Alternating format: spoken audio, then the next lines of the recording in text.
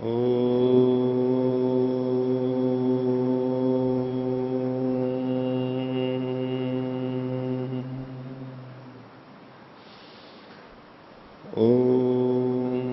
सहनावतु सहनौ भुनक्तु सह वीर्यं कर्वावहै तेजस्विनावतीतमस्तु मा विद्विषावहै। ओम शांति शांति शांति।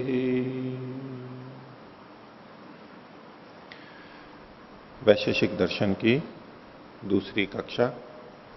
वैशेषिक दर्शन के प्रथम अध्याय के प्रथम आन्निक का पहला सूत्र हमने पिछली कक्षा में देखा था और वैशेषिक दर्शन का कुछ परिचय, उसके रचयिता का परिचय, वैशेषिक दर्शन की महत्ता, विशेषता इत्यादि पर चर्चा की थी। पहले सूत्र में इन्होंने भूमिका बनाते हुए विषय प्रस्तुत किया था, अथा तो धर्मम व्याख्यास्याम। अब हम धर्म की व्याख्या करेंगे, धर्म के बारे में बताएंगे। जब भी कोई विषय प्रस्तुत किया जाता है, कोई बोलता है या लिखता है, यदि प्रारंभ में ही उसका शीर्षक बता देता है तो लोगों का मन, मस्तिष्क उसी तरफ झुक जाता है और उसी दृष्टि से वो उसको देखते हैं।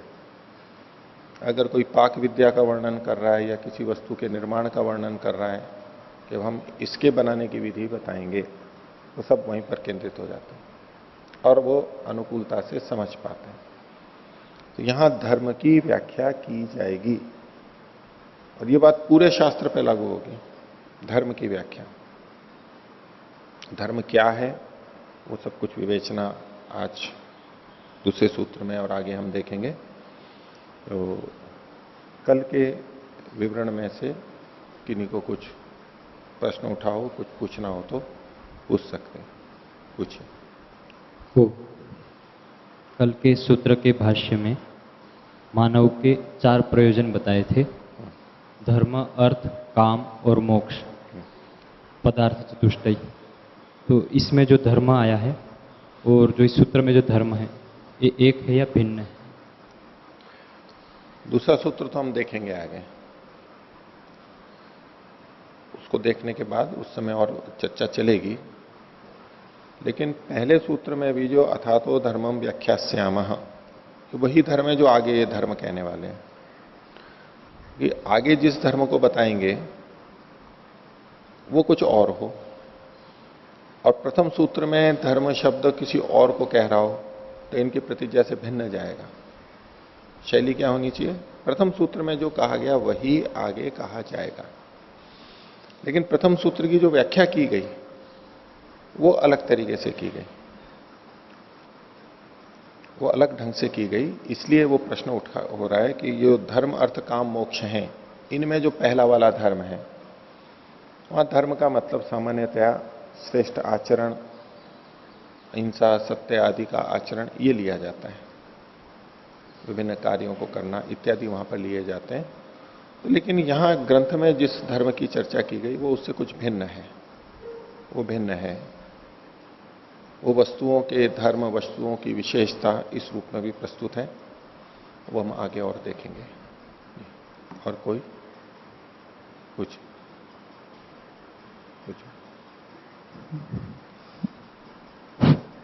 तो कल आपने बताया था कि धर्म, अर्थ, काम, मोक्ष, उसमें धर्म साधन है। जब मोक्ष की प्राप्ति करनी होगी तो अर्थ और काम, ये अभ्युदय है, ये भी साधन हो जाएंगे या ये इनसे कोई मतलब नहीं रहेगा? ये भी साधन हो जाएंगे। ये विषय आगे बताएंगे, भाष्यकार स्वयं आगे लिखेंगे, आज के पाठ में देखेंगे। तो धर्म साधन बनता है अर्थ और काम का, और धर्म, अर्थ, काम तीनों साधन बनते हैं मोक्ष की प्राप्ति के लिए। अर्थ और काम के माध्यम से हम मुक्ति की प्राप्ति करते हैं, वो भी साधन के रूप में कहे जाते हैं। हाँ, और कोई पूछिए। आचार्य जी, वैशेषिक नाम के ऊपर चर्चा हुई थी कि विशेष जो पदार्थ हैं उनको अधिकृत्य करके जो दर्शन रचा गया है वह वैशेषिक है। तो जी, योग दर्शन में विशेष के नाम से 16 पदार्थ कहे गए हैं, तो उन 16 पदार्थों का यहाँ पे विवेचन है या फिर केवल उनमें से कुछ ही पदार्थों का विवेचन है? हाँ, तो उन 16 का वर्णन यहां मिलेगा, लेकिन मुख्य रूप से 5 महाभूतों का, मन का भी वर्णन आता है, इंद्रियों का भी वर्णन आएगा, लेकिन महाभूतों का वर्णन आपको ज्यादा मिलेगा और भी चीजों का वर्णन मिलेगा। तो क्योंकि विशेषों को अधिकृत किया गया, विशेषों में जिन चीजों को कहा गया उनको लेकर के उसके अतिरिक्त भी चीजों को बताने को तो बताएंगे, ये अन्य बातें भी आएंगी, पर मुख्य रूप से प्राधान्य से ये नाम किया गया। व्यपदेशस्तु भूयसा एक नियम चलता है कि व्यपदेश यानी नाम अधिकता के आधार पर भी रख दिया जाता है। जहां अधिक चीजें होती हैं, जो जिस चीज की प्रधानता होती है उसको उसके आधार पर नाम रख दिया जाता है। बहुत सारे साधु संत जा रहे हों, बीच में कुछ गृहस्थी भी व्यक्ति हों, तो भी एक हम कहते हैं साधु संत जा रहे हैं, ऐसे। तो मुख्यता के आधार पर है, अन्य विषय भी यहां पर मिलेंगे हमारे को देखने के लिए। और कोई? हाँ आचार्य, यह कक्षायां भूमिका विषय भवता अभिहितं यत् कणाद नाम विषय। कणाद इति कणान् परमाणून् अति आत्मसात् करोति इति कणादः इति व्युत्पत्ति युक्ततर इति परम अपेशलम इति अहं मन्ये। कथम इति चेत् अतिव्याप्ति दोषो वर्तते, यतोहि अवैदिक दर्शनकारा ये सन्ति तत्रापि कणविषये चर्चा वर्तते, तर्हि तेषामपि विशेषणो भवितुं शक्नोति इति। इनका ये कहना है कि कणाद शब्द की व्याख्या करते हुए ये बताया गया कि जो कण को खाता है, तो इनका कहना है कि जो अवैदिक ग्रंथ हैं वहां पर भी ये नाम होता है, वहां भी कण की चर्चा होती है, या तो परमाणु की चर्चा या कण को खाने वाला, दोनों की दृष्टि से आप कह रहे हैं। परमाणु विषय कथन, परमाणु की चर्चा ठीक है, हो सकती है वहां पर भी। इसको अतिव्याप्ति दोष करके नहीं कहा जाता, ये शास्त्र का नाम नहीं, ये रचयिता का नाम रखा गया।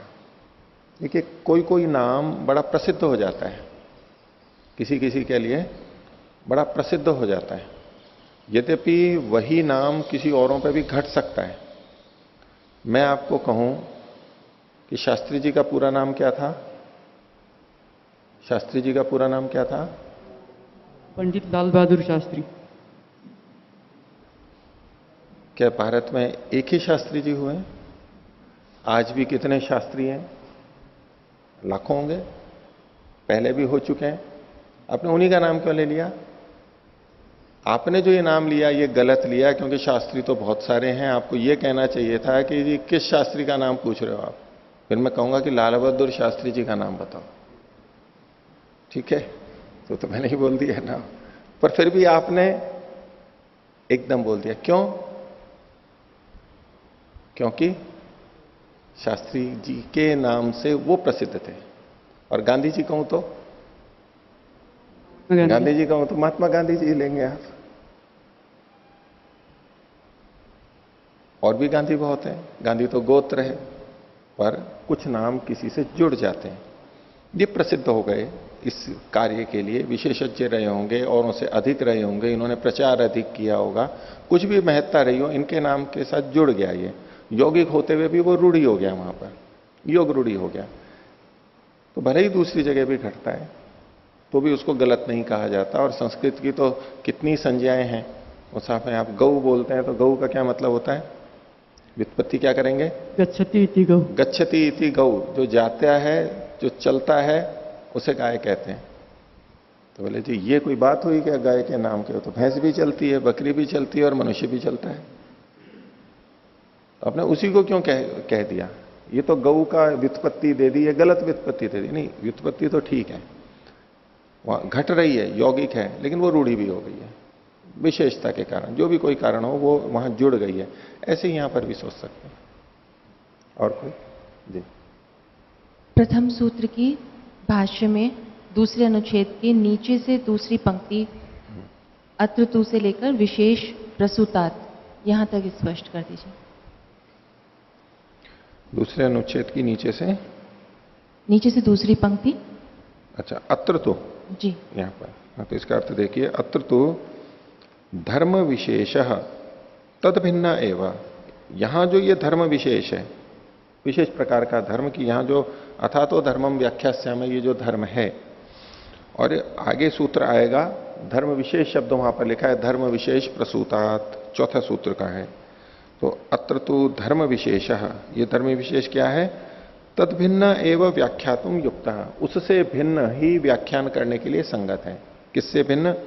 जो पीछे इन्होंने कहा था कि भाई मनुस्मृति वाला धर्म है या मीमांसा दर्शन वाला धर्म है, तो बोले उससे भिन्न ही धर्म यहां पर व्याख्यान करने के लिए उपयुक्त है।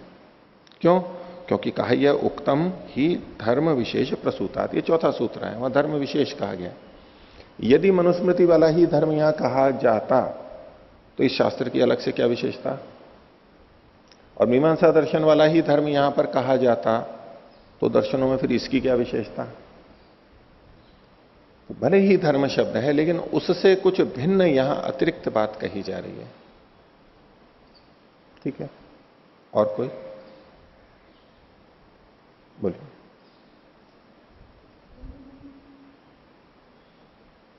ब्रह्म मुनि जी कृत भाष्य में प्राकथन के ग पृष्ठ पर अंत में कारण प्रक्रिया दी है। जी, ये समझ में नहीं आएगी। जी, तो संस्कृत में जो प्राकथन है उसमें ग पृष्ठ के ऊपर नीचे कारण प्रक्रिया लिखी हुई है। वैशेषिक दर्शन में कारणों की भी चर्चा की गई है, कारणों का नाम की व्याख्या की गई है, और भी दर्शनों में कारण आते हैं, लेकिन यहां इस पर चर्चा की जाती है। उसको इन्होंने सार रूप में यहां पर लिखा है। तो इसको हम और आगे समझेंगे जब ये प्रसंग आएगा कारणों का, तब हम वहां समझ लेंगे। और फिर इसको भी देखते हुए अगर तब ये समझ में नहीं आता है तो इन पंक्तियों के आधार पर भी हम उसको समझने का प्रयास करेंगे। कारण को तीन रूप में प्रस्तुत किया जाता है यहां पर, समवायी कारण, असमवायी कारण और निमित्त कारण। यहां जिस भाषा का प्रयोग किया जाता है उसी को इन्होंने यहां पर समवायी, असमवायी और निमित्त, इन तीन शीर्षक से दिया और उसकी कुछ व्याख्या की है। सामान्य रूप से हम इसको समझ लेते हैं, थोड़ा आपको परिचय कराते हैं, बाकी तो बीच में आएगा वहां। समवायी कारण वो कारण, पहले तो एक शब्द देखिए कारण, और उससे विपरीत दूसरा शब्द है जुड़ा हुआ कार्य। कारण और कार्य। मिट्टी कारण है और घड़ा कार्य है, गन्ना कारण है और गुड़ कार्य है, धागे कारण है और कपड़ा कार्य है। ठीक है, कुम्हार कारण है और घड़ा कार्य है। तो जिनसे कोई चीज बनती है, अनेक चीजें हो सकती हैं। घड़े बनने में क्या क्या काम में आ सकता है? मिट्टी चाहिए, पानी चाहिए, कुम्हार चाहिए, चाक चाहिए, डंडा चाहिए, ऐसे ही कुछ और दूर कहो तो गधा आदि जो होता है मिट्टी को लेके आता है, जो भी साधन हो, ऐसे और कुछ चीजें ले सकते हैं। इन सब से घड़ा उत्पन्न होता है, घड़ा बनता है। तो किसी चीज के बनने में जो सहायक होते हैं उनको कारण कहते हैं। और वो कारण कई तरह के होते हैं, कई तरह के होते हैं। हम घड़े का ही उदाहरण ले लें। एक तो मिट्टी कारण है घड़े का, और एक कुम्हार कारण है घड़े का। दोनों में क्या अंतर है? कारण तो है दोनों, बिना मिट्टी के भी घड़ा नहीं बनेगा और बिना कुम्हार के भी घड़ा नहीं बनेगा, लेकिन इन दोनों में भिन्नता है। क्या भिन्नता दिखाई देती है? दोनों में, दोनों कारण है लेकिन कुछ अलग तरह के कारण है। धागा और वस्त्र, धागा भी कारण है और जुलाहा भी कारण है। तो जुलाहे और धागे में क्या अंतर है? जुलाहे और धागे में क्या अंतर है? कारण तो दोनों है कपड़े के, तो आप लोगों को क्या कारण या इन दोनों में क्या भिन्नता दिखाई देती है? बताइए, कोई भी बताइए, बोलिए। धागा रॉ मटेरियल है, धागा रॉ मटेरियल जिसको लेके कपड़ा बनेगा। कच्चा सामान, हाँ। रॉ मटेरियल कच्चा सामान, हाँ। और कपड़ा है कुम्हार। पक्का सामान, ठीक है। और कोई? कुम्हार, कुम्हार बनाने वाला। उसको आप लीजिए वहां पर जुलाहा। हाँ, जुलाहा। उस दृष्टि से जुलाहा जो है वो कच्चा सामान नहीं है। अच्छा, और क्या अंतर है, बोलिए। कुम्हार निमित्त कारण, मतलब वो चेतन है। नहीं, नाम मत बोलिए उसको। हाँ जी। कौन सा कुम्हार कारण है? नहीं, अंतर क्या है दोनों में, हमारे को ये देखना है। उसका जो उपादान का मतलब मिट्टी है वो जड़ है, और जो बनाने वाला कुम्हार है वो चेतन है। कुम्हार चेतन है और जो मिट्टी है घड़े का कारण वो जड़ है, ये भी भिन्नता है, ठीक है। और कोई बोलो। मिट्टी ये जो कच्चे धागे जो हैं वो वस्त्र के रूप में परिवर्तित होते हैं, यानी कि उनमें परिवर्तन होता है, लेकिन जो कुम्हार है उसमें कोई परिवर्तन नहीं आता है। धागे कपड़े के रूप में बदल जाते हैं, कपड़े के रूप में आ जाते हैं, लेकिन जुलाहा कपड़े के रूप में नहीं आता है। कारण तो दोनों है। और जी, जुलाहा धागे पर निर्भर नहीं है, पर धागा जुलाहे पर निर्भर है। अच्छा, एक इन्होंने भेद किया, ठीक है, ये भी कह सकते हैं कि जुलाहा धागे पर निर्भर नहीं करता है, स्वतंत्र है वो, और धागा जुलाहे पर निर्भर करता है। इन्होंने थोड़ा उस ढंग से कह दिया कि भाई कर्ता होता है वो स्वतंत्र होता है, स्वतंत्र है कर्ता। और लेकिन दूसरी दृष्टि से देखें तो जुलाहे को अगर धागा ना मिले तो कपड़ा बना सकता है क्या? उस पर निर्भर नहीं है क्या? जुलाहा बैठा है, बिजली नहीं आ रही है, यंत्र नहीं चला सकता है, धागा ही नहीं है, बोले आज क्या करूं, कपड़ा क्या बनाऊं? धागे पे निर्भर है वो। यूं तो निर्भरता दोनों की दोनों पे है, पर आप स्वतंत्रता की दृष्टि से कहना चाहें तो कह सकते हैं कि करने वाला वो स्वतंत्र है, जब चाहे बनाए ना बनाए। धागा तो आके कहेगा नहीं कि मेरे को कपड़ा बनाओ, उस दृष्टि से। लेकिन वैसे तो निर्भरता दोनों की एक दूसरे पे है। और बताएंगे कोई? हाँ, जुलाहा क्रिएशन कर सकता है, पर धागा क्रिएशन नहीं कर सकता। जुलाहा सोच समझ सकता है कि मेरे को ऐसा कपड़ा बनाना है, लेकिन धागा नहीं बना सकता। वो जो बात कही कि भी बनाने वाला जुलाहा चेतन है। चेतन का मतलब होता है ज्ञानवान है, सोच सकता है, ठीक है। तो अलग अलग भिन्नता है इसमें। एक देखिए कि धागा जो कि कारण है वो कपड़े के साथ साथ है। धागा जो कि कारण है वो कपड़े के साथ साथ है, और कुम्हार जुलाहा जो कि कारण है वो कपड़े के साथ साथ नहीं रहता है। कपड़ा बनाया, छोड़ दिया, कपड़ा कहां से कहां चला जाता है, जुलाहा तो वहीं रहता है, लेकिन धागे उसके साथ साथ ही जाते हैं। जहां कपड़ा वहां धागे भी होंगे, लेकिन जुलाहा तो वहां नहीं होगा। ये अंतर हुआ दोनों में। कपड़ा बनने के बाद में अगर जुलाहा मर जाए तो कपड़े पे कोई फर्क नहीं पड़ता, लेकिन धागा, जिस धागे से वो कपड़ा बना हुआ है, उस धागे को अगर नष्ट कर दो तो कपड़ा भी नष्ट हो जाए। जला दो या फाड़ दो, तोड़ दो, जो भी कर दो, तो कपड़ा ही नहीं रहेगा। अंतर होता है। जो कारण कार्य में अन्वित होता है, समवेत होता है, उसके साथ साथ विद्यमान रहता है, उसको ये समवायी कारण कहते हैं। जो तीन है कारण, समवायी कारण, असमवायी कारण और निमित्त कारण। तो जो कारण कार्य में साथ में जाता है, साथ में अन्वित रहता है, कार्य के साथ साथ ही मिलेगा। घड़े के साथ वो मिट्टी हमेशा रहेगी, घड़ा है तो मिट्टी भी है। तो जो कारण कार्य के साथ अन्वित होता है उसको समवायी कारण कहते हैं। दूसरा, और जो कारण कार्य के साथ में अन्वित नहीं होता है, अलग ही रहता है, उसको निमित्त कारण कहते हैं। अब वो निमित्त कारण कई हो सकते हैं, कुम्हार भी हो सकता है और चाक भी हो सकता है, वो दोनों निमित्त कारण कहलाएंगे।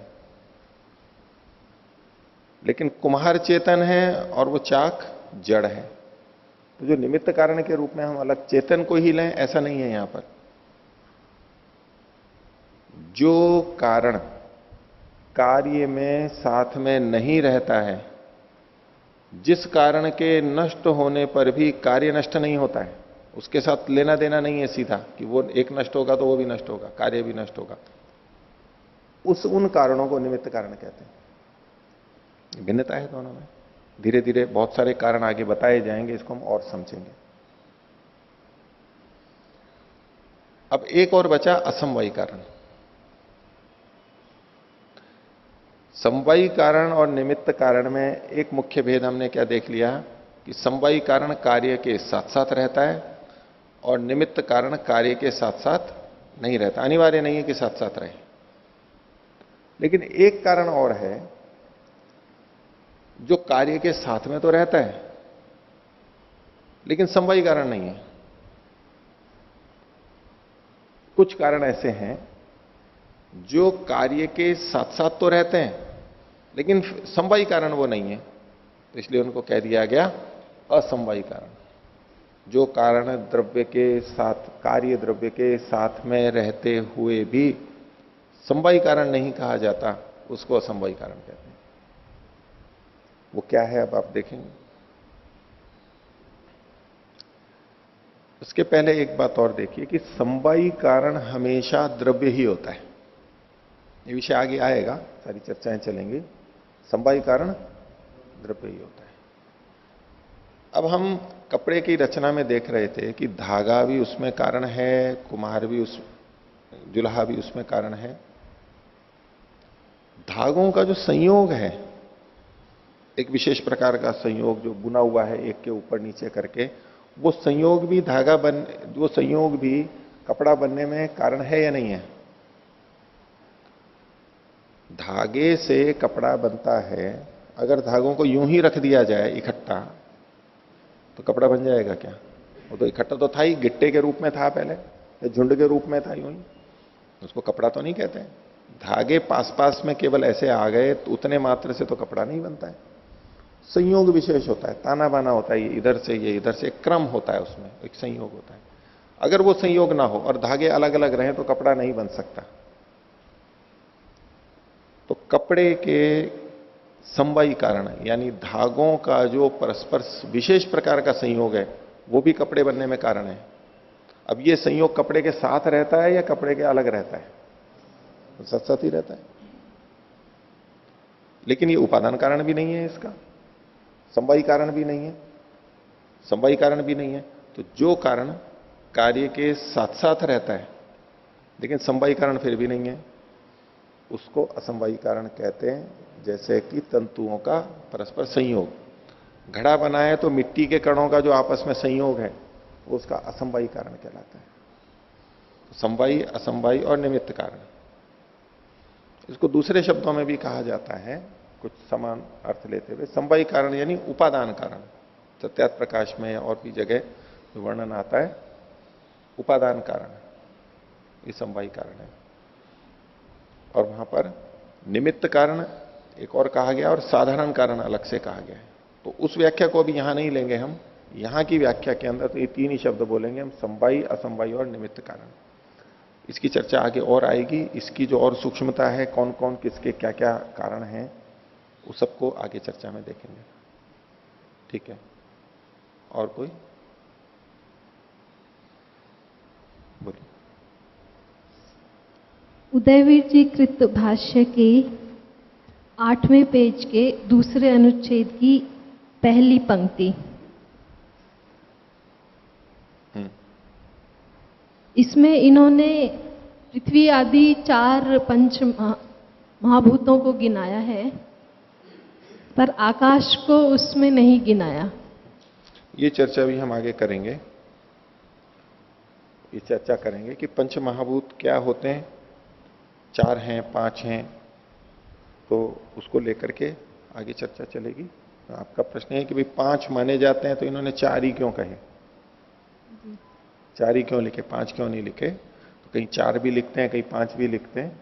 ये सब विषय जब महाभूतों की चर्चा चलेगी प्रसंगवशात हम उस सबको देखेंगे आगे। एक और उदयवीर जी कृत भाष्य में ही 11वें पृष्ठ पर 4थे अनुच्छेद की 3री पंक्ति, पृष्ठ 11 4था अनुच्छेद 3री पंक्ति। हाँ, यहाँ पे जो प्रथम वाक्य है उसका और जो दूसरा वाक्य शुरू हो रहा है इसी पंक्ति में, देखिए सूत्र कौन से पे बोल रहे हैं आप? पृष्ठ संख्या 11, भाष्यकार का निवेदन। भाष्यकार के निवेदन में जी, पृष्ठ 11 तो आगे भी है जब होता है, क्योंकि वो सूत्र तो हमने पढ़ा ही नहीं है। भाष्यकार का निवेदन, ठीक है। चौथा, हाँ इसमें चौथा अंतिम अनुच्छेद, हाँ, इसमें तीसरा जो वाक्य है ये दूसरी पंक्ति से चलेगा एक्चुअली।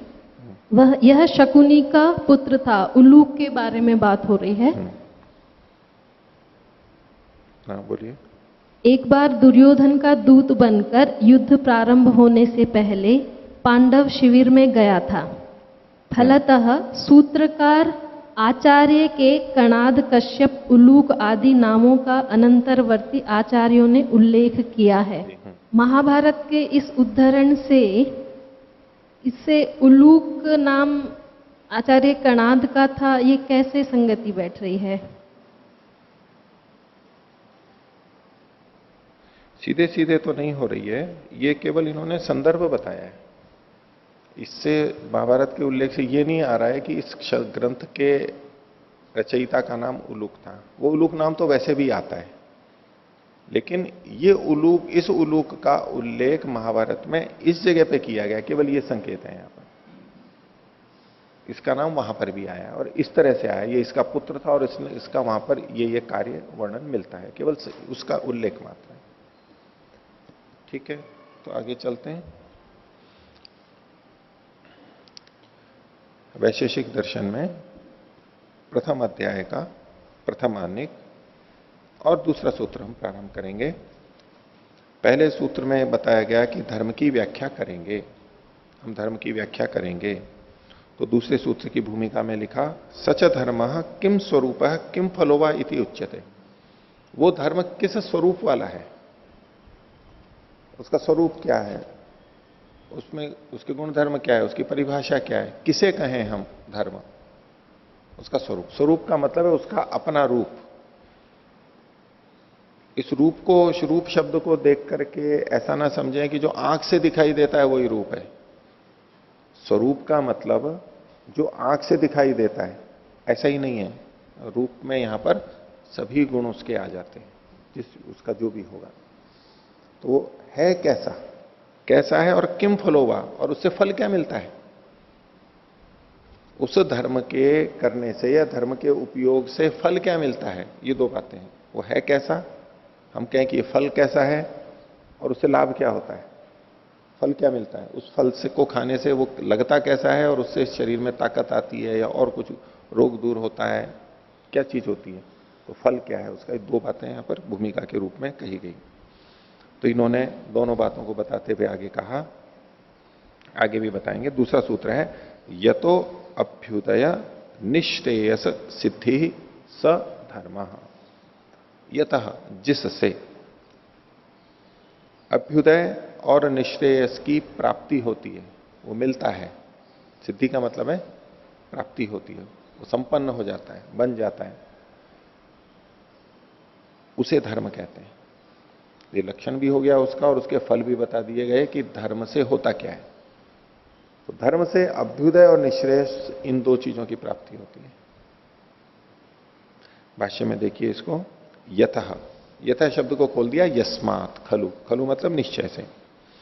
यस्मात् खलु को ही और आगे खोल रहे हैं, ये व्याख्या कर रहे हैं, यद अनुष्ठानाद इति यावत, जिससे, जिससे का मतलब होगा धर्म से,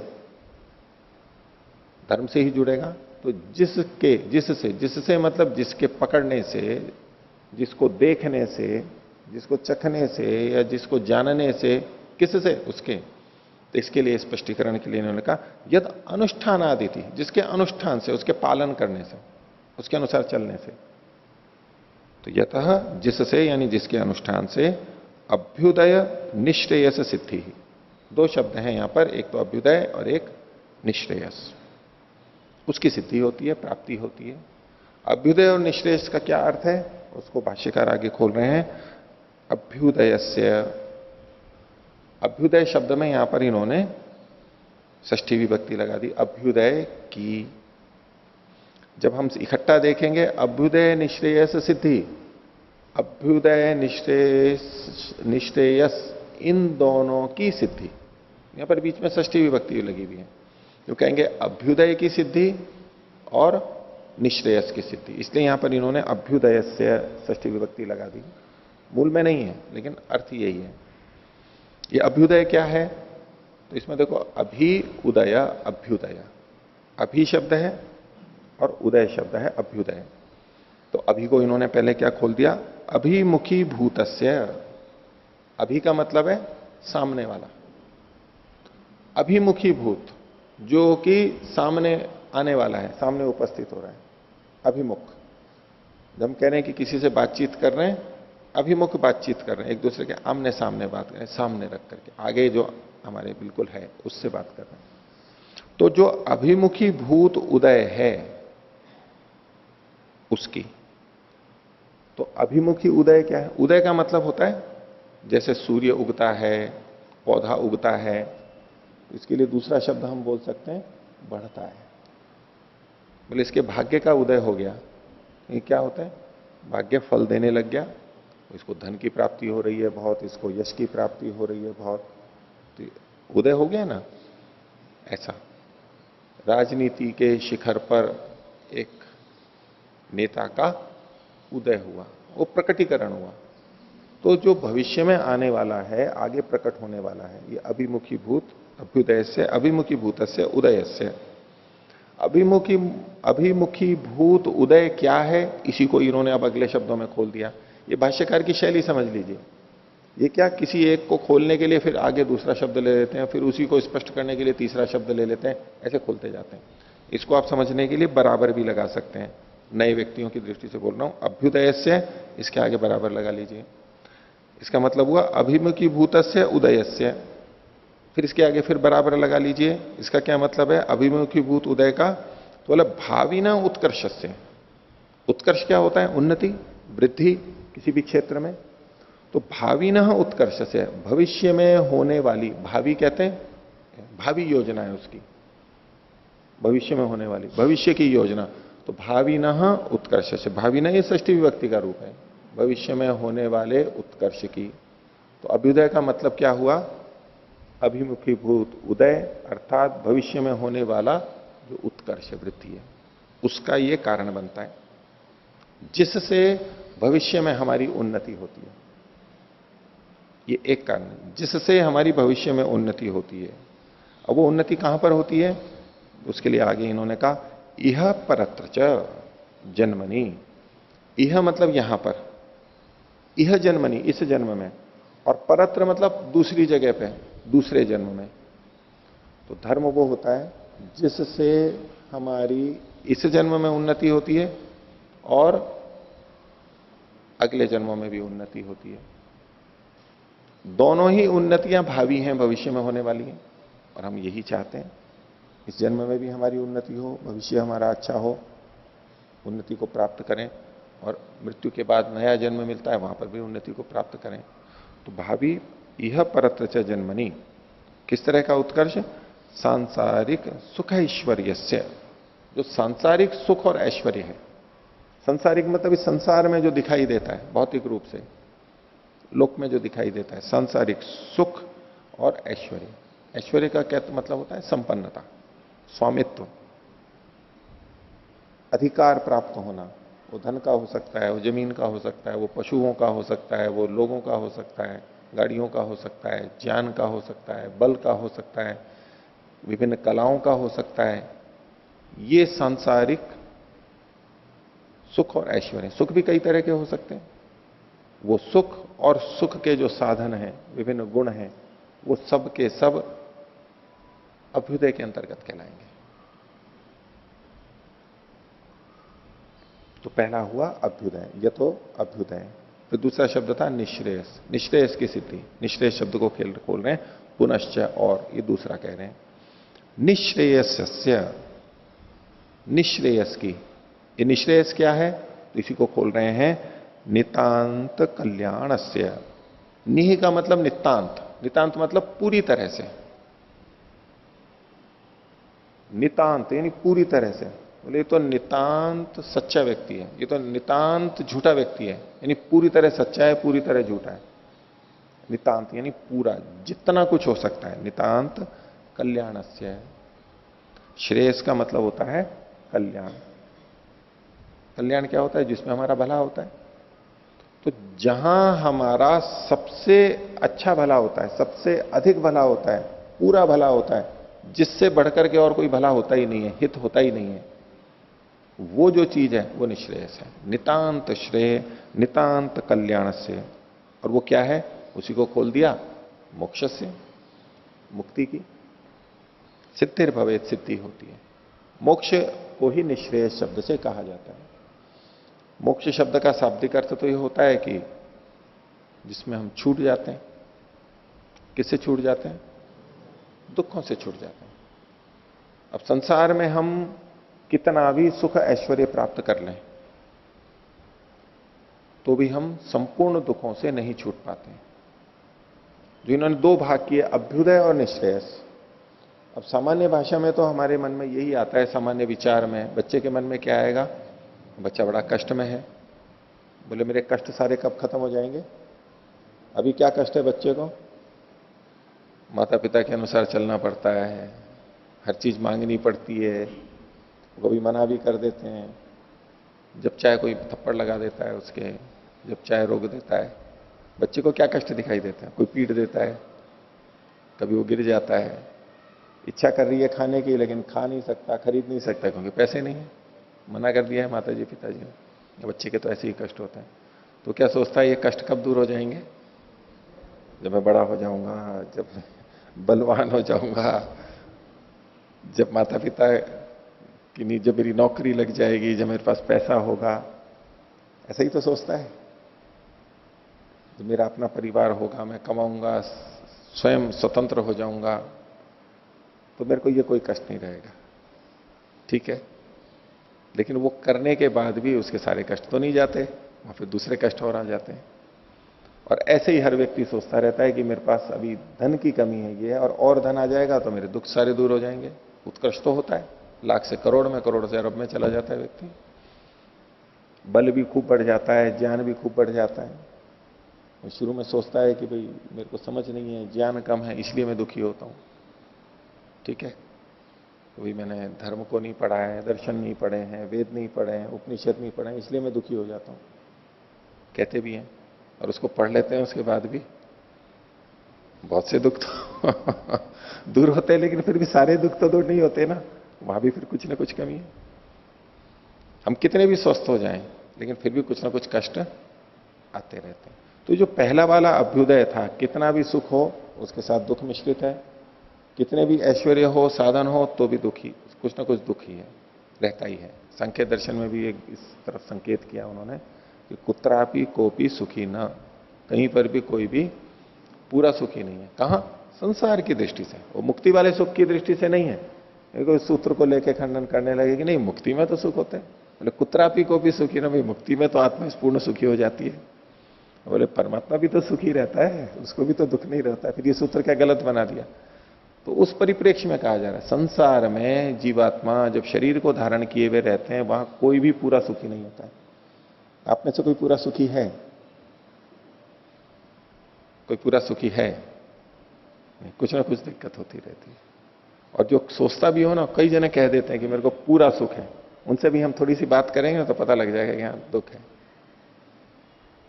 और कुछ नहीं। कभी पानी का दुख हो गया, कभी बिजली का दुख हो गया, ठीक है।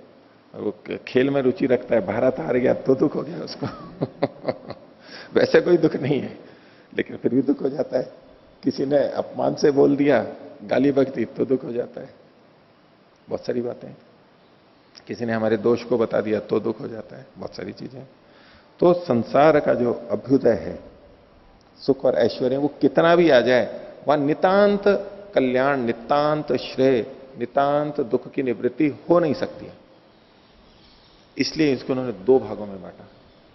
अभ्युदय वो भी आवश्यक है, लेकिन पूरा नितांत श्रेय नहीं है, उससे भिन्न एक ही केवल चीज है मुक्ति, जहां की नितांत श्रेय होता है, पूरी तरह कल्याण होता है, पूरी तरह हित होता है। तो धर्म वो है जिससे अभ्युदय और निश्रेयस की सिद्धि होती है, प्राप्ति होती है। सधर्म सखलु धर्मो धर्म पदवाच्य है, वो धर्म है। वो धर्म है का मतलब है धर्म इस शब्द से कहा जाता है, धर्म शब्द से उसको कहा जाता है जिससे अभ्युदय और निश्रेयस सिद्धि होती है। सचात्र व्याख्यातव्य, उसी की व्याख्या करनी चाहिए, यहां पर उसी की व्याख्या की जाएगी इस शास्त्र के अंदर, जिससे अभ्युदय और निश्रेयस की प्राप्ति हो। अब इसमें विचारना चलती है, इसको थोड़ा सा ये आगे बढ़ा रहे हैं। देखिए, न केवलम सांसारिक सुख ऐश्वर्यम धर्मो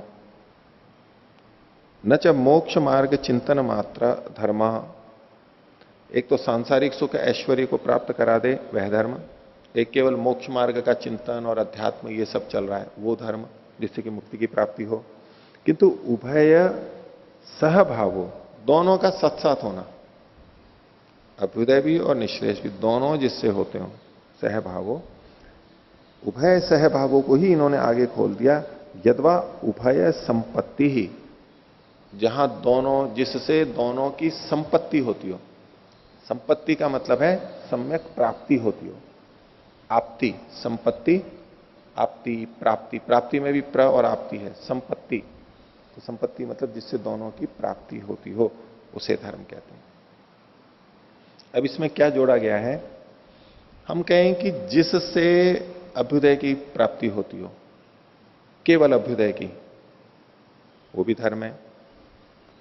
जिससे केवल निश्रेयस की प्राप्ति होती हो, वह भी धर्म है। ठीक है, ऐसा जब हम अलग अलग करके देखेंगे, धर्म किसे कहते हैं, जिससे अभ्युदय और निश्रेयस की प्राप्ति होती है, जिससे ये भी प्राप्त होता और जिससे ये भी प्राप्त होता हो, दो अलग अलग होते हो। तो कुछ अभ्युदय ऐसे हैं जिनकी प्राप्ति, अभ्युदय तो हो जाता है लेकिन उससे निश्रेयस में बाधा आ जाती है। जैसे किसी ने चोरी करके, रिश्वत लेकर के धन संपत्ति खड़ी कर ली, साधन जुटा लिए, तो उनसे होने वाला सुख सुविधा तो उसको मिल ही रहे हैं, ऐश्वर्य भी हो गया है, शक्ति भी आ गई है, उससे अधिकार भी मिल गया है, बहुत सारी चीजें हो गई जो उसको अच्छी लग रही हैं अभी, तो अभ्युदय तो हो गया ना ये। तो चोरी से, डाके से, रिश्वत से, गलत तरीके से जो धन कमाया जाता है, उससे भी तो भावी उदय हो रहा है, अभिमुखी भूत जो उदय है, अभ्युदय, भविष्य में होने वाला उदय, वृद्धि। और उस वृद्धि के कारण ही तो लोग ये सब गलत कार्य करते हैं, उनको उसमें वृद्धि दिखाई देती है, अनुभव करते हैं, दूसरों में देखते हैं, फिर अब खुद भी करने लग जाते हैं। तो यदि केवल एक ही को लिया जाए, तब तो ये जो गलत कार्य हैं वो भी सारे धर्म कहलाएंगे, वो भी धर्म कहलाने लग जाएंगे। और कुछ ऐसे हैं जिसमें कि वो मुक्ति में ही लगा हुआ है, मुक्ति की प्राप्ति ऐसे कामों में लगा हुआ है कि वो खाना भी नहीं बना रहा है, कपड़े भी नहीं धो रहा है, कुछ भी नहीं कर रहा है, तो साधना तो कर रहा है, लेकिन इन सब के ना करने से उसका स्वास्थ्य खराब हो गया और दिक्कतें आ गई उसकी, तो अभ्युदय नहीं हुआ उसका। तो क्या हम ऐसा करें कि एक ही चीज को जो जो प्राप्त करा है उसको हम धर्म कह लें? तो ऐसा नहीं, दोनों जिससे सिद्ध हो सकते हो वो वास्तव में धर्म है। अभी ये जो धर्म की व्याख्या जिस तरह से चल रही है, ये हम जो सांसारिक जिसे धर्म कहते हैं, आचरण, अच्छा, उस पर भी लागू होती है, उस पर मुख्य रूप से लागू होती है। आपकी दृष्टि सब अभी वहीं पर ही होगी कि ऐसे कार्य जिससे इस संसार में भी उन्नति हो और दूसरे संसार में भी उन्नति हो, उसको कहते हैं धर्म। दोनों होने चाहिए। क्यों चोरी आदि से कमाया गया धन अभ्युदय नहीं कहलाएगा? उन्नति तो हो रही है वहां पर भी, क्योंकि वो निश्रेयस के विपरीत जा रहा है, एक कारण। दूसरा, अभी तो उसमें वृद्धि दिखाई दे रही है, अधर्मेण एधते तावत ततो भद्राणी पश्यति। अधर्म से जब वो बढ़ता है गलत कार्यों से, तो वो सब कुछ भद्र भद्र ही देखता है, सब अच्छा लगता है, ये भी हो गया वो भी हो गया, कितनी अच्छा है। शुरू में ऐसा ही लगता है। मनुस्मृति का श्लोक है, ततः सपत्नान जयति, वो अपने शत्रुओं को भी जीत लेता है, लेकिन समूलस्तु विनश्यति, बाद में जड़ सहित परिवार सहित नष्ट हो जाता है। तो अभी तात्कालिक रूप से हमें वृद्धि दिखाई दे रही है, उन्नति दिखाई दे रही है, लेकिन वास्तव में वो हानि का मार्ग है। तो जिन चीजों से अभी उन्नति दिखाई दे रही हो लेकिन भविष्य में उससे हानि आ रही हो, अभी कमा लिया लेकिन बाद में जेल में पड़ा रहना पड़ता हो, अभी कुछ गलत कार्य करके अच्छा सुख भोग लिया और बाद में इतर योनियों में जीवन बिताना पड़ रहा हो, वो भी जेल की तरह से ही है, तो इसे अभ्युदय नहीं कहेंगे। अभ्युदय कौन सा? जो इस जन्म में भी हितकारी हो और अगले जन्मों में भी हितकारी हो, यानी कभी भी हमारे लिए अहितकारक ना हो। ऐसे जो कर्म हैं, ऐसी जो चीजें हैं, उसको धर्म कहेंगे।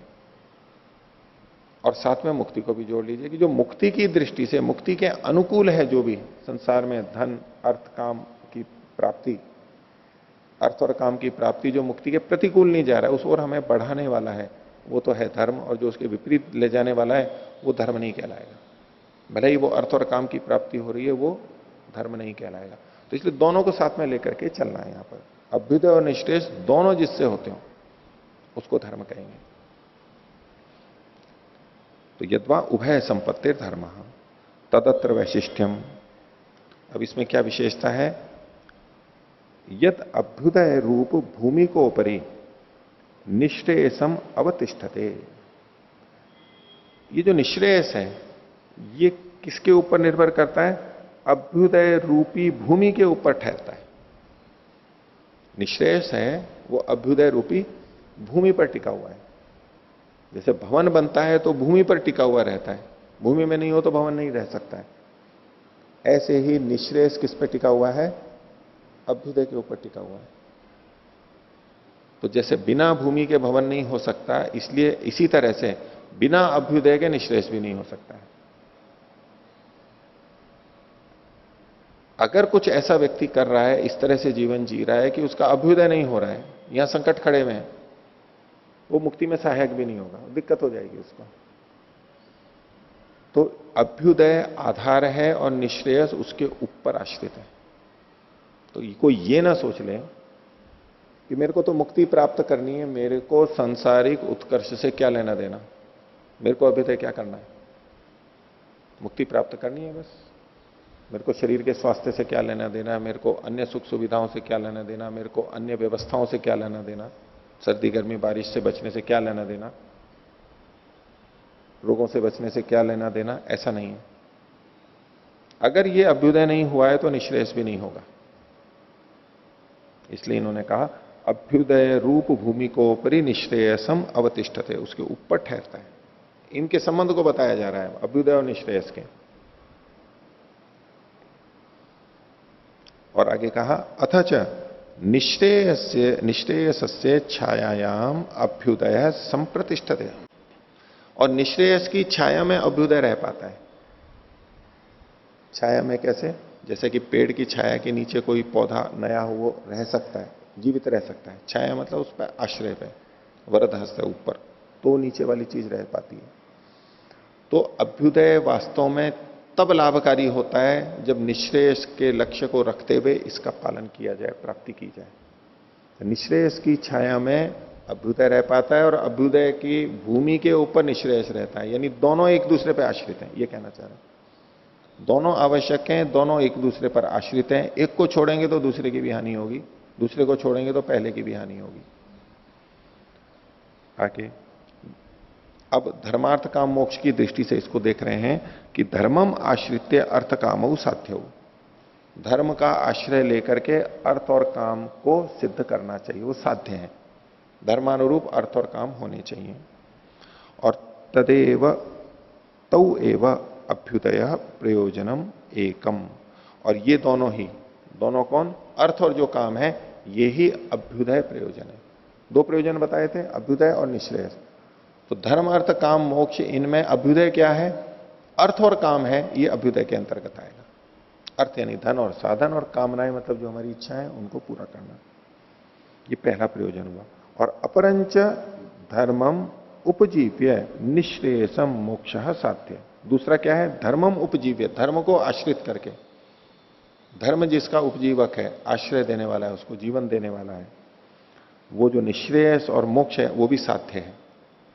यानी धर्म को यहां इन्होंने दोनों ही क्षेत्रों में साधन के रूप में लिया है। धर्म साधन है, अर्थ और काम साध्य है उससे। धर्म साधन है और निःश्रेयस या मुक्ति साध्य है। साध्य मतलब जिसको हमें सिद्ध करना है, और साधन के रूप में हुआ धर्म। तो धर्म से अर्थ और काम भी आ रहा है, धर्म से मुक्ति भी हो रही है। तो ये धर्म से अभ्युदय भी हो रहा है और धर्म से निःश्रेयस की प्राप्ति भी हो रही है। इति प्रयोजनम द्वितीयम, ये दो प्रयोजन है। एवं प्रयोजन द्वयम साध्यम धर्मतः, ये दोनों प्रयोजन धर्म से सिद्ध किए जाते हैं। उस धर्म का यहां पर उल्लेख किया जा रहा है। ठीक है, आगे देखिए। अब ये फिर पूछ रहे हैं कि किंच मनुस्मृति आदि धर्मशास्त्रेषु प्रतिपादितस्य, कि भाई ये मनुस्मृति आदि धर्मशास्त्रों में जो धर्म प्रतिपादित है, मनुस्मृति को धर्मशास्त्र कहा जाता है। ये जो स्मृति ग्रंथ है ये धर्मशास्त्र कहलाते हैं, क्योंकि इसमें वर्णाश्रम धर्म का उल्लेख किया गया है। तो उनमें जो प्रतिपादित धर्म है उससे एक बात हुई। दूसरा कहा पूर्व मीमांसायाम वर्णितस्य धर्मस्य, और पूर्व मीमांसा में, मीमांसा दर्शन में वर्णित जो धर्म है उससे व्याख्यानम अत्र लक्ष्यम नास्ति। उस धर्म का, उन दोनों के धर्मों का व्याख्यान यहां पर लक्ष्य नहीं है क्या? क्या मनुस्मृति वाले धर्म को बताना या मीमांसा वाले धर्म को बताना यहां लक्ष्य नहीं है क्या आपका? आगे पुनः किम अन्यतमम धर्मम आख्यातुम, तो फिर इनमें से किस या और किस धर्म की व्याख्या के लिए निजाधिकारम, आप अपना अधिकार समझ रहे हैं। अधिकार मतलब पहले कहा था अथातो धर्मम व्याख्या समय, अथ इति अधिकारार्थ। तो आप जो अधिकार समझ रहे हो वो इससे भिन्न किस धर्म का समझ रहे हो? अथ तथा करणे स्वात्मानम प्रमाणीभूतम मन्यते, और वैसा करने में, यानी धर्म की व्याख्या करने में अपने आप को प्रमाणीभूत समझ रहे हो। क्योंकि अगर कोई व्यक्ति कह रहा है कि मैं धर्म की व्याख्या करूंगा, तो इसका मतलब है वो धर्म की व्याख्या करने में अपने आप को प्रमाणीभूत समझता है, प्रमाण समझता है कि हाँ मैं कर सकता हूं ये। हम क्या कि भाई अब मैं इस कमरे में झाड़ू लगाऊंगा, तो इसका क्या मतलब है साथ में कि मैं अपने को अधिकृत समझता हूं, समर्थ समझता हूं कि हाँ मैं अब इस काम को करूंगा। तो बोलो वो कौन धर्म है जिसका बताना आप अपना अधिकार समझ रहे हो और ये सोच रहे हो कि मैं इसको बता पाऊंगा, अपने में सामर्थ्य अनुभव कर रहे हो, वो कौन सा धर्म है? तथा करने स्वात्मानम प्रमाणीभूतम मन्यते भवान, आप यानी सूत्रकार के लिए प्रश्न किया जा रहा है। उच्यते नैवम, कह रहे हैं कि ऐसा नहीं है। कैसा नहीं है? कि यहां जिस धर्म की व्याख्या की जा रही है वो मनुस्मृति वाला धर्म नहीं है और न ही पूर्व मीमांसा वाला धर्म है, ये उससे कुछ भिन्न धर्म है। तो क्या है वो तो धीरे धीरे आगे आएगा। लेकिन साथ में एक बात कही कि ये जो धर्म है, ये जो धर्म है ये कैसा है, उसके लिए तीसरा सूत्र दिया, तदवचनाद आम्नायस्य प्रामाण्यम। तदवचनाद आम्नायस्य प्रामाण्यम, उसका वचन होने से, उसके लिए इन्होंने आगे खोला है। इसको, इस सूत्र को दो ढंग से इन्होंने समझाया, दो तरह से व्याख्या की है। एक यहां पर बताया, फिर नीचे आगे चल के अगले पृष्ठ के ऊपर फिर यही तीसरा सूत्र दिया है, इसकी दूसरे ढंग से व्याख्या की है, दो ढंग से व्याख्या की है। तो यहां पर जो तदवचनात् में तत् शब्द है, उसके लिए व्याख्याकार कह रहे हैं कि तत् शब्देन प्रकृतो धर्म शब्दो गृह्यते। तत् शब्द से यहां पर धर्म शब्द का ग्रहण करना चाहिए। प्रकृत का मतलब जो प्रकरण से प्राप्त है, क्योंकि अथा तो धर्मम व्याख्यास्याम में वहां धर्म शब्द था, और यतो अभ्युदय निःश्रेयस सिद्धि सधर्म, ये जो धर्म था उसी धर्म का यहां पर ग्रहण होगा। तत्, तत् सर्वनाम शब्द है, वह उसका तत्शब्द जो लेंगे तो किसका ग्रहण करेंगे? भाई पिछले दो सूत्रों में धर्म का ही चर्चा चल रही है, वही प्रकरण में प्राप्त है, उसको संस्कृत में कहते हैं प्रकृत है। ये लिखा ना तत्शब्द है ना, प्रकृतो धर्म शब्दों गृह्यते, प्रकृत धर्म, प्रकृत धर्म जो शब्द है उसी का ग्रहण होगा। तस्य धर्मस्य वचनम तदवचनम, जो तदवचन शब्द है इसका मतलब क्या हुआ? उस धर्म का वचन तदवचन कहलाएगा। इस संस्कृत की दृष्टि से खोला जा रहा है कि तदवचन का मतलब क्या है? धर्म का वचन। और वचन का क्या मतलब होता है, तो उसको खोल रहे हैं, उच्यते अस्मिन इति वचनम, जिसमें कहा जाता है, जिसमें कोई चीज कही जाती है उसको वचन कहते हैं। हम वैसे वचन किसको बोलते हैं, हम जो वाणी बोलते हैं ना, इसको वचन कहते हैं। हम इसके द्वारा कुछ कहना चाहते हैं, ये जो हम बोलते हैं इसके द्वारा कुछ कहना चाहते हैं। लेकिन यहां क्या कहा जाए, इसके द्वारा, ये तो करण अर्थ में हुआ। और जिसमें कहना चाहते हैं, उन्होंने कहा उच्यते अस्मिन इति वचनम, जिसमें कुछ कहा गया है वो क्या है, तो प्रवचन शास्त्रम, धर्म प्रवचनम शास्त्रम, ये जो धर्म को बताने वाला शास्त्र है, धर्म को कहने वाला शास्त्र है। तस्मात, इसलिए पंचमी लगा दी, तो धर्म प्रवचन शास्त्रत्वात्। तो तद्वचनात् जो संस्कृत का सूत्र में शब्द है तद्वचनात्, उसको इन्होंने खोल दिया धर्म प्रवचन शास्त्रत्वात्। धर्म को जिसमें बताया गया है उसका कथन होने से, उसको बताने वाला शास्त्र होने से, ये जो है, ये जो शास्त्र है। और क्यों है ये, तो आमनायस्य प्रमाण्यम वेदस्य प्रमाणत्वम स्वीकुर्वे। इस धर्म शास्त्र को बताते हुए हम आमनाय का प्रमाण स्वीकार करते हैं, यानी वेद का प्रमाण स्वीकार करते हैं। वेद के अनुसार ही हम यहां पर कुछ कहना चाह रहे हैं, तो वेद को शुरू में ही इन्होंने स्वीकार कर दिया। तो आज का पाठ इतना ही रखते हैं। प्रणाम।